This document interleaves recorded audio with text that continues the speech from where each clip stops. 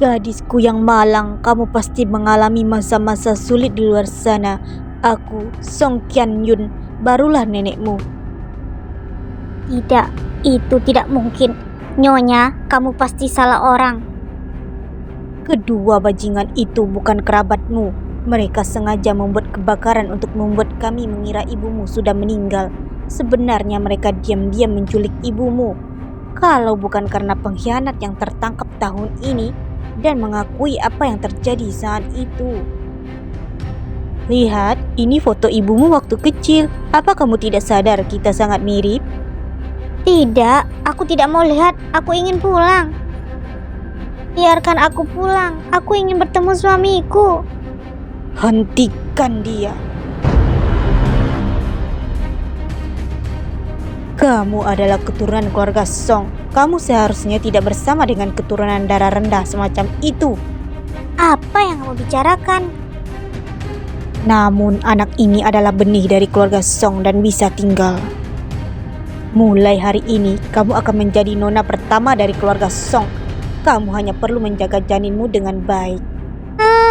Mustahil. Aku tidak akan berpisah dari cincin. Lepaskan aku.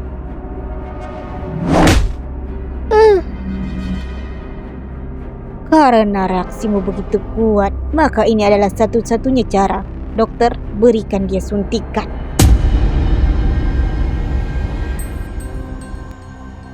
Tidak. Selanjutnya, tidak akan ada lagi Yan Sensei di dunia ini. Hanya ada cucuku dan Song Sensei. Cincin. Jangan pergi. Fu Cincin. 5 tahun kemudian. Astaga, apakah ini artis cilik? Apakah aku boleh pergi meminta tanda tangan? Jangan sembarangan, dia adalah presiden grup SY dan itu anaknya. SY? Keluarga SY yang merupakan keluarga bisnis paling top itu. Anak itu adalah tuan muda keluarga itu. Kaya dan juga tampan, tidak membiarkan orang lain untuk hidup. Bibi, ibuku sedang tidur. Bisakah kamu mengecilkan suaramu? Maaf. Dia sangat sopan dan manis. Siapa kamu sebenarnya? Tidak. Jangan pergi. Ibu, apakah kamu mengalami mimpi buruk lagi? Aku elus ya, jangan terkejut. Mimpi itu lagi. Apa aku sampai menakuti Yuan? Ibu baik-baik saja. Hanya saja aku tidak istirahat dengan baik. Apa kita sudah sampai? Ibu berbohong, dia pasti bermimpi tentang pria yang meninggalkan kita itu lagi. Aku harus membantunya melupakannya. Belum, ibu boleh kembali tidur. Yuan akan memanggilmu kalau sudah tiba. Baik, Yuan memang paling pengertian. Nenek bilang aku belum pernah ke Cina, tapi kenapa aku merasa ingin menangis saat melihat pemandangan di luar yang familiar sekaligus asing bagiku. Pria dalam mimpiku, siapa dia sebenarnya?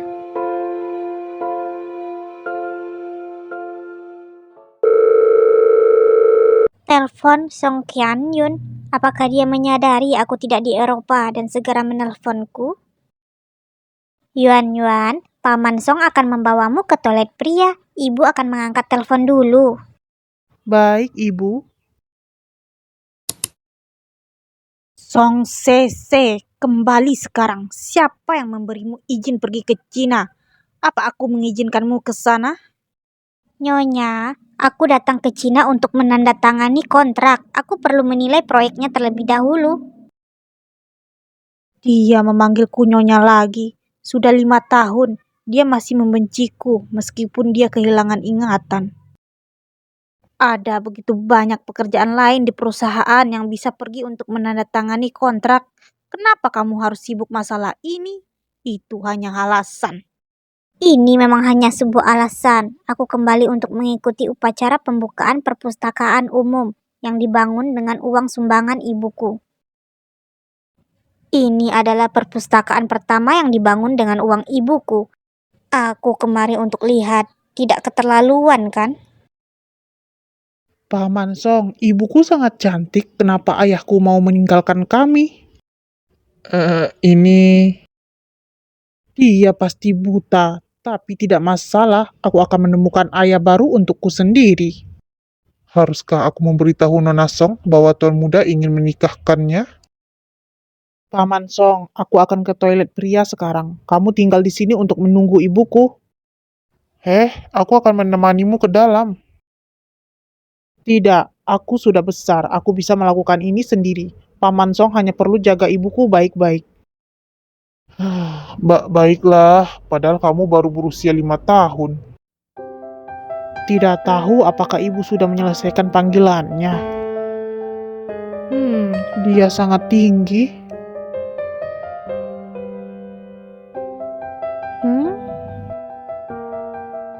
Wajahnya juga tampan. Presdir Fu, tolong jangan pecat aku. Aku tidak bermaksud membeberkan informasi perusahaan. Ibuku di rumah sakit dan perlu dioperasi. Istriku telah meninggalkanku. Aku melakukan itu karena ingin menyelamatkan ibuku. Kumohon beri aku kesempatan lagi. Presdir Fu, dia terdengar seperti orang kaya. 3 bulan lalu kamu meminjam 4 miliar dari rumah judi.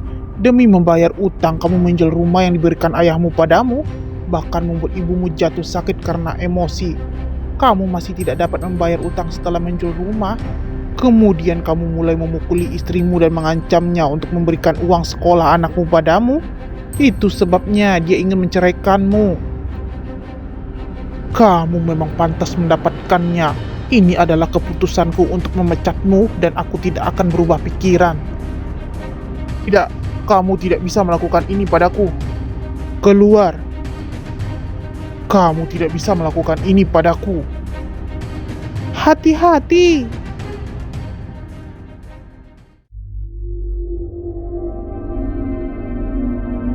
Kamu cari mati ya? Dia pandai berkelahi. Tambah 1 poin. Presdir Fu, apa yang terjadi? Bawa keluar penyerang ini. Wu Jingchen, aku telah bekerja keras untukmu selama 30 tahun. Setidaknya aku berjasa. Apa masalahnya kalau aku mengambil uang orang sebanyak 2 miliar? Kamu pantas mati sendirian. Kamu bahkan tidak bisa melindungi istri dan anakmu. Diam! Siap. Presdir Fu paling benci mendengar orang lain berbicara buruk tentang istri dan anaknya. Aku tidak ingin melihatnya lagi. Bereskan dia. Baik. Fu Jinchen, kamu pantas mati. Akhirmu pasti tidak akan baik. Dia kelihatan sangat sedih.